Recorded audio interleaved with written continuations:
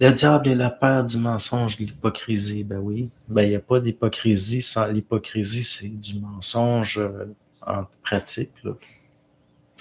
Donc, la subjectivité, donc ce qui nous coupe du réel, donc ce qui divise, puis ça va dans tout.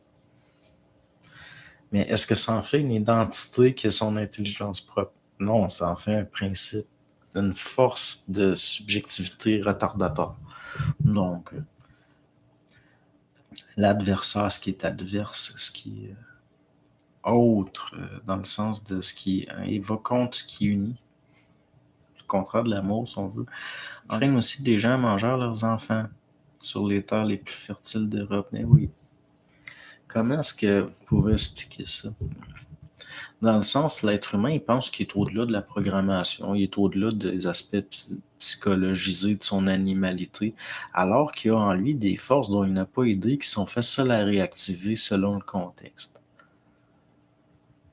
Vous savez, là, vous pouvez avoir une très très bonne mère, très très bien, puis là, tout d'un coup, là, elle tombe dans la drogue, elle rencontre un mauvais gars, elle tombe dans la drogue, elle devient extrêmement dépendante, elle tombe dans le crime, puis tout d'un coup, c'est la maquerelle de ses propres filles. C'est arrivé.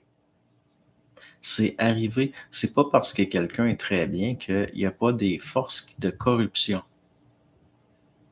Même on pourrait parler jusqu'à un certain point au niveau vibratoire, un esprit de corruption. Là, on est rendu plus loin que le principe de diable. Là, ça devient grave, ça devient terrible.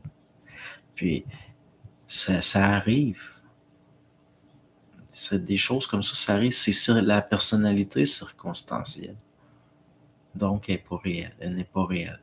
Puis, être une bonne ou une mauvaise mère, souvent, ça fait plus partie de la personnalité que de la conscience. Donc, c'est là que ça devient... Puis là, le voir, ça, c'est extrêmement dur. Mais c'est plus facile que d'être confronté à des réalités comme ça.